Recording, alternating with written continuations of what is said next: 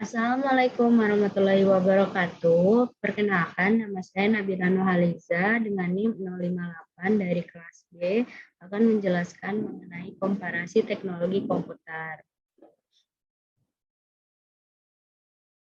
Apa itu teknologi komputer? Teknologi komputer adalah perangkat elektronika yang dapat menerima dan mengolah data menjadi informasi, menjalankan program yang tersimpan dalam memori, serta dapat bekerja secara otomatis dengan aturan tertentu. Nah, komputer ini itu terdiri dari banyak sekali komponen, diantaranya komponen software dan hardware. Software itu merupakan perangkat lunak, sedangkan hardware itu merupakan perangkat keras. Nah, di sini saya akan menjelaskan mengenai 3 jenis perangkat keras atau hardware, yaitu prosesor, VGA card, dan storage. Yang pertama ada prosesor. Prosesor itu adalah sebuah IC yang mengontrol keseluruhan jalannya sebuah sistem komputer dan digunakan sebagai pusat atau otak dari komputer yang berfungsi untuk melakukan perhitungan dan menjalankan tugas. Nah, prosesor ini terletak pada soket yang telah disediakan oleh motherboard dan dapat diganti dengan prosesor yang lain asalkan sesuai dengan soket yang ada pada motherboard tersebut. Lalu yang kedua, itu ada VGA card. Nah, VGA card atau Video Graphic Array adalah sebuah perangkat keras yang melakukan rendering atau pemrosesan output berupa visual yang ditampilkan pada layar monitor. Nah, selanjutnya yang ketiga itu ada storage. Storage itu merupakan sebuah perangkat digital yang berfungsi untuk menyimpan berbagai macam data digital seperti foto, video, dokumen, musik, dan lain-lain. Nah, di sini saya akan membandingkan beberapa hardware dengan jenis yang sama. Yang pertama ada perbandingan antara Intel Core i9-10900K versus AMD Ryzen 9 3900X. Nah, ini terdapat beberapa perbedaan antara Intel Core i9 dan AMD Ryzen 9. Itu perbedaannya terletak pada CPU core, CPU thread, base clock, dan TDP atau thermal design power. Nah, di sini dapat dilihat bahwa spesifikasi dari AMD Ryzen itu lebih tinggi daripada Intel Core i9. Nah, kemudian ini hasil ketika keduanya di benchmark atau di test bed secara off-screen, masing-masingnya menggunakan chipset yang berbeda, tetapi tetap versi yang terbaru. Intel menggunakan chipset Gigabyte Z490i Aorus Ultra, sedangkan AMD Ryzen menggunakan chipset Gigabyte B550i Aorus Pro AX.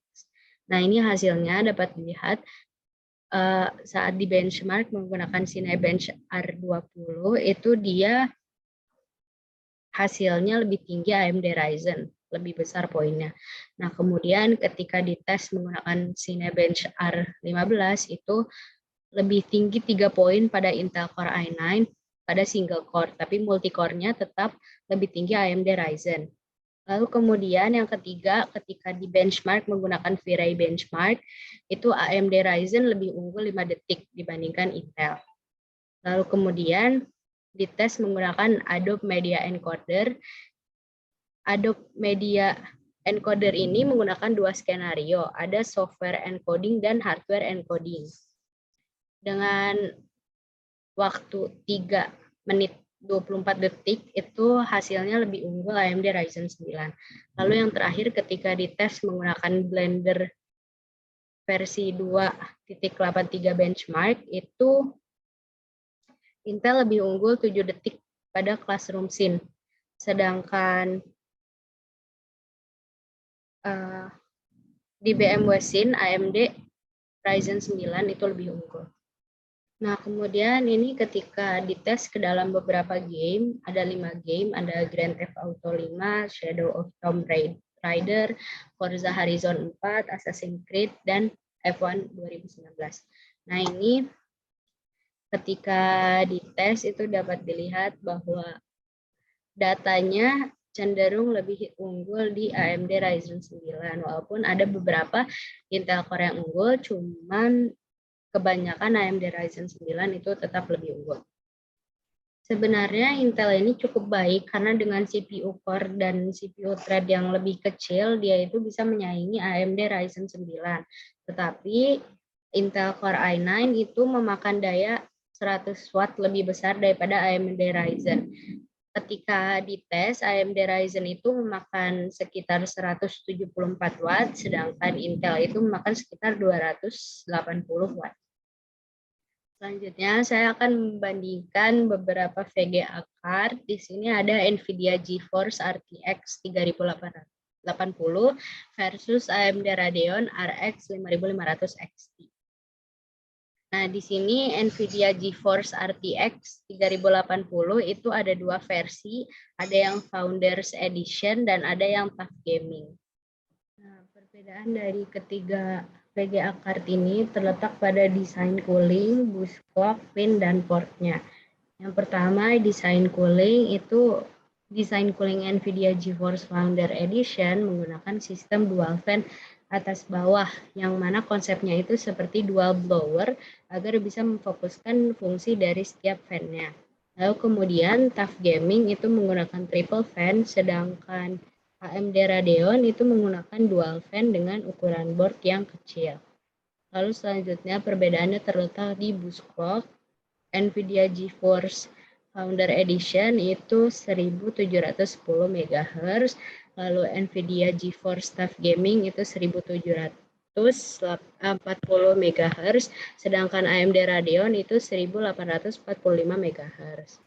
Lalu kemudian perbedaannya terletak pada pin. NVIDIA GeForce Founder Edition itu menggunakan custom 12 pin yang merupakan hasil convert dari 2x8 pin. Kemudian Tough Gaming itu cukup menggunakan 2x8 pin konvensional saja. Sedangkan AMD Radeon itu biasa menggunakan 1x6 pin atau 1x8 pin. Lalu yang terakhir perbedaannya terletak di port.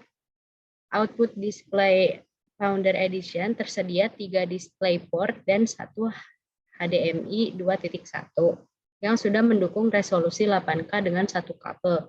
Kemudian Tough Gaming itu memiliki 2 HDMI 2.1 dan 3 DisplayPort, sedangkan AMD Radeon itu memiliki 3 kali DisplayPort dan 1 kali HDMI.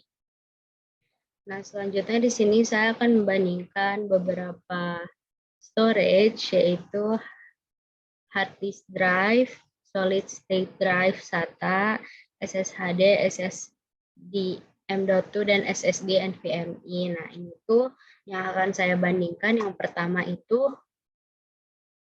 HDD versus SSD versus SSHD. Terus yang kedua perbandingan antara jenis-jenis SSD, yaitu SSD SATA, SSD NVMe, dan SSD M.2. Nah, pertama ada perbedaan antara HDD, SSD, dan SSHD. Di sini sudah dapat dilihat bahwa perbedaan HDD dan SSD itu terletak di kecepatan, kapasitas, bobot, keawetan, dan suhu. Nah, dari kecepatan, HDD itu lebih lambat daripada SSD.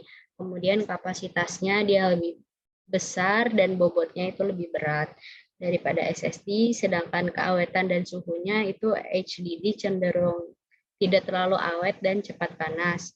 Nah, kenapa hal ini bisa terjadi? Hal ini terjadi karena hard disk drive itu masih menggunakan lengan mekanik yang bergerak ke sana kemari, sehingga dia bakal cepat panas, lalu tidak terlalu awet apabila dipakai terlalu lama, lalu lebih lambat juga dalam menulis dan membaca data. Begitu. Kemudian ada yang namanya SSHD atau Solid State Hybrid Drive. Nah, ini tuh SSHD ini mudahnya itu merupakan gabungan antara HDD dan SSD. SSHD itu dari segi kecepatan dia menyamai SSD saat booting dan buka aplikasi ringan.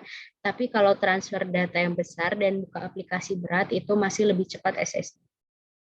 Nah, kemudian di sini ada beberapa perbedaan dari jenis-jenis SSD, yaitu SSD SATA, SSD M.2, dan SSD M.2 NVMe. Yang mana perbedaannya itu terletak pada kecepatan, kompatibilitas, suhu, dan key notch. Nah, dari kecepatannya SSD SATA itu cenderung lebih lambat dibandingkan dua jenis lainnya.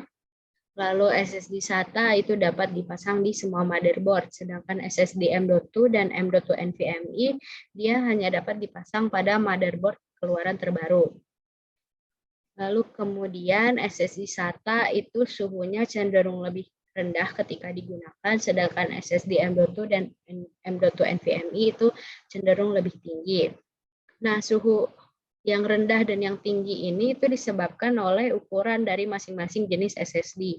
Ukuran SSD SATA itu lebih besar daripada jenis M.2 dan M.2 NVMe, sehingga ketika digunakan SSD SATA itu bisa menyebarkan panas lebih baik daripada kedua jenis lainnya. Alhasil dia jadi tidak mudah panas.